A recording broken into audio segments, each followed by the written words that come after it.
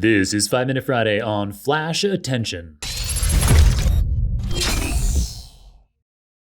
In most recent Friday episodes since mid-April, I've been singing the praises of open source large language models, LLMs, like Vicuña, that can approach GPT-4's state-of-the-art capability, but in comparison to recent OpenAI GPT architectures, which have hundreds of millions of parameters, these open source ones I've been talking about are much smaller.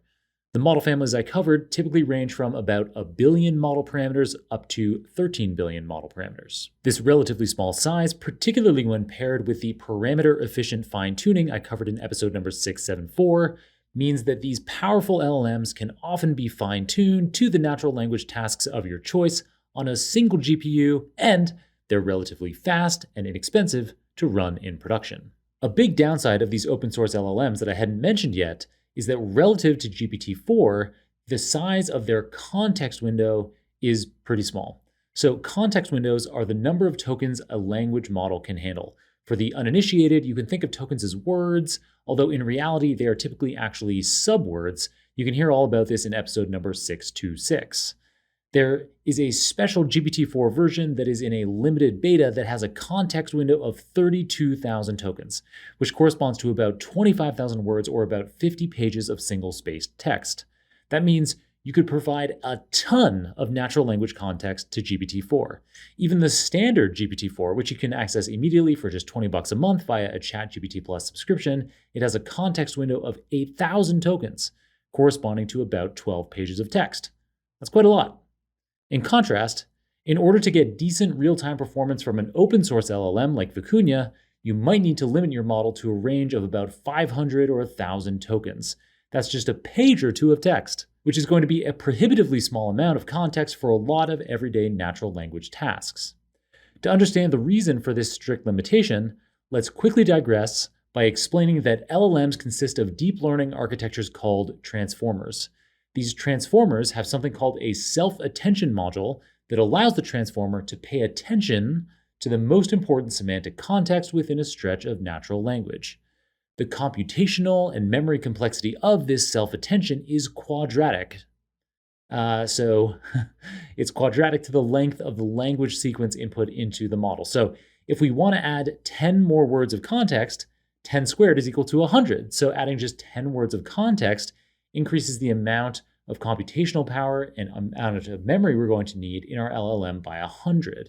If we add, say, 500 more words of text, 500 squared is equal to 250,000, corresponding to a pretty massive increase in the required compute power and the memory for our LLM. This is the power of quadratic scaling. The solution to this quadratic scaling problem was devised last year by researchers at Stanford University, and it's called FlashAttention. Using GPT-2 as a benchmark, the researchers demonstrated a 3 times speedup on model training and a 7 times speedup on attention at inference time. And the larger the natural language sequence of your LLM, the greater the relative speedup of your LLM that it'll experience as a result of using FlashAttention. Pretty cool, right? Well, how does it work? I don't have time to go into a huge amount of detail. I don't think it's really suitable to a podcast format, but you can check out the FlashAttention paper, which I've got in the show notes. In a nutshell, and using a bit of technical jargon that I'm not going to have time to break down, the way FlashAttention attains these remarkable speedups is by having transformers self-attention computations happen more with your GPU's super fast SRAM memory instead of your GPU's relatively slow HBM memory. So how do you take advantage of FlashAttention yourself to increase the context window of your LLMs without exploding out your LLM's compute and memory requirements too much? Well, look no further. I've included a link to the FlashAttention GitHub repo in the show notes, and the technique is available via lots of different places, or at least half a dozen or so different places, popular ones.